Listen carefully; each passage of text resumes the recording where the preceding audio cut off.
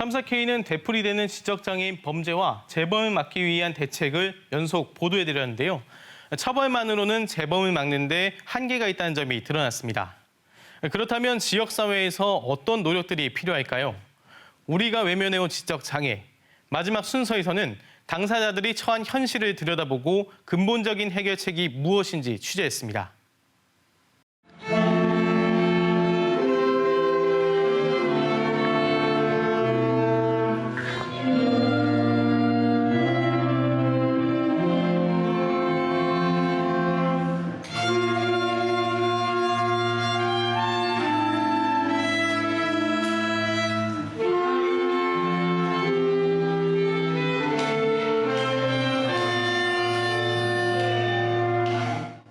플룻을 연주하는 20살 지적장애인 민욱 씨. 발달장애인 오케스트라 단원이 되기 위해 직업 훈련을 받는 건데 하루 중 유일한 일과입니다. 오후 2시 반, 일과가 끝난 민욱 씨는 곧장 정류장으로 달려가 버스를 타고 집으로 향합니다. 제가 퇴근해서 집에 올 때까지 이 아이가 그 시간 동안 얼마나 어떻게 안전하게 잘 지내줄까. 그런 부분이 마음으로 걱정하면서 속상하고 그래요.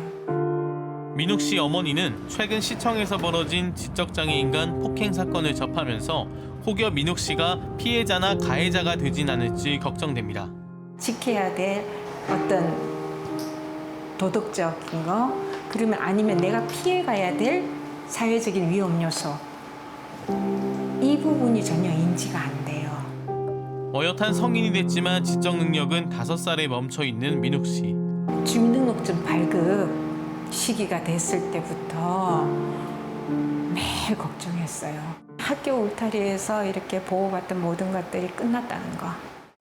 학교를 나온 지적 장애인은 막막한 현실을 마주하게 됩니다. 취업은 고사하고 평범한 대인관계를 맺는 것도 어렵습니다. 주변 또래들 보면 어떤 생각 들어요? 같이 놀고 싶은 마음이요. 지금은 친구들은 만날 수 있어요? 지금도 못 만나요. 아이가 직업을 갖는다기보다 사회의 구성원으로서 사회에서 뭔가 즐겁게 어울릴 수 있고 함께 할 수 있는 그런 조건이 주어졌으면 좋겠어요. 장애인 복지관이나 주간 보호센터가 있지만 평일 저녁이나 주말엔 운영하지 않는 데다 맞춤형 프로그램이 없고 이마저도 자리가 부족합니다. 여가 프로그램이라든지 이제 발달장애인들이 스스로 즐길 수 있는 프로그램을 진행하는 기관이 거의 없다라고 보여지거든요. 국가나 지자체가 지원하는 체육시설에서는 장애 유형이나 특성을 고려한 프로그램을 운영해야 한다고 법에 명시되어 있지만 오히려 지적 장애인에 대한 편견과 주변 시선 탓에 이용조차 어려운 게 현실입니다. 어머니랑 같이 안 오면 얘 수영장 보내지 마세요. 그러더라고요. 그걸 그나마 우리 아이 없는 데서 얘기를 해서 참 다행이고. 일반 체육시설에도 장애인 프로그램을 개설하도록 되어 있는데요. 법을 위반하는 것이다 라고 인식을 잘 못하시는 것 같고. 이처럼 성인이 된 뒤 갈 곳이 없는 건 민욱 씨 가족만의 고민이 아닙니다. 자폐나 지적장애가 있는 발달장애 자녀들을 이제 곧 학교 밖 세상으로 내보내야 하는 부모들은 모두 공감하는 문제입니다. 사회로의 진입 장벽을 낮출 수 있는 방법을 모색해야 된다고 생각합니다. 자꾸 분리하려고 하는 게 아니라. 갈 곳이 늘어나서 할 곳이 많아지면 실은 그렇게 음지로 숨지 않아도 되는 상황이 벌어지지 않을까. 지금 같은 현실에선 발달장애인들이 범죄에 쉽게 노출될 수밖에 없다고 부모들은 입을 모읍니다. 그 친구들이 분리돼서 2, 3년 후에 나와가지고 또 어쩌라고요. 계속 뭐 꼬리에 꼬리를 무는 거 아닙니까? 그러면 우리 장애 부모들 엄청 불안해요, 지금. 솔직히 불안하네요. 하지만 24시간 자녀만 바라보며 모든 요구를 들어주기도, 모든 행동을 통제하기도 어려운 것이 현실입니다. 왜 너는 그 친구가 너를 이렇게 놀리는 건데 왜 그 친구랑 같이 얘기를 하냐 이렇게 하지만 뚜껑 열어봤더니 그 친구만 얘랑 그나마 얘기를 나눠주는 거예요. 걱정이에요, 선생님. 그게 다 부모 몫인가. 저희 아이들 같은 경우는 너무나 다르기 때문에 설명해주기도 해요. 2년 전 정부가 발달장애인 평생케어 종합대책을 발표해 학령기가 지난 발달장애인의 생애주기별 지원 계획을 세울 수 있도록 돕고 있지만 발달장애인들이 누릴 수 있는 서비스 자체가 부족하다 보니 아직까지 현실에 와닿지 않고 있습니다. 우리 아이의 미래가 여기 가면 청사진이 펼쳐질 것이다 라는 생각을 하고 생각을 하죠. 그런데 실은 기존의 치료실과 그다가 아주 다를 것 같진 않은.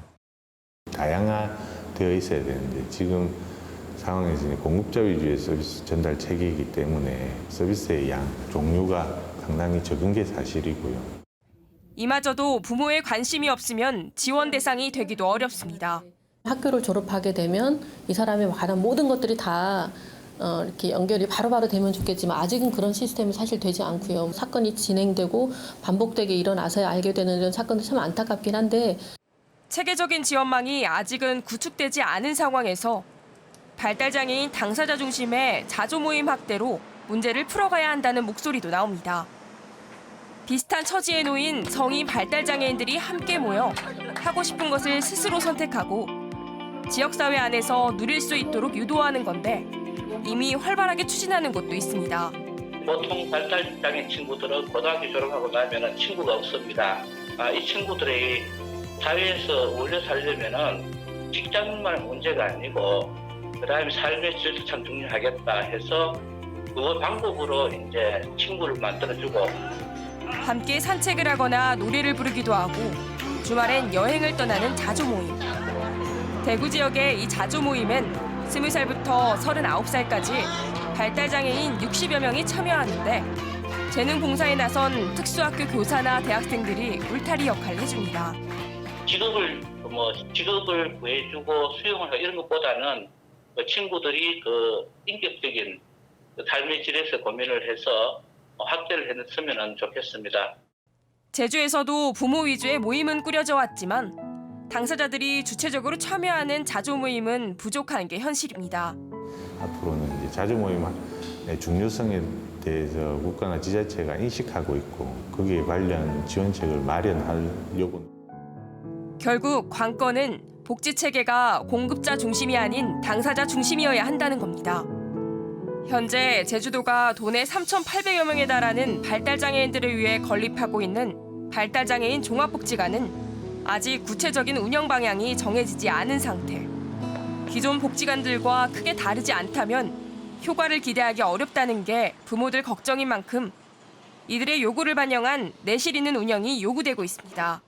단지 시설로만 들어가는 게 중요한 게 아니고 이번에 일어난 사태를 보면서 거기 수요자들이 어떤 목소리를 내는지 방관적인 자세가 아니라 관심을 갖고 정책적으로 접근을 할 필요가 있다고 보여집니다.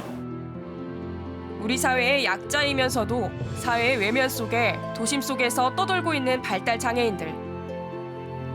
이들을 지나친 우리 모두가 방관자는 아니었는지 되돌아볼 시점입니다. 탐사 K입니다.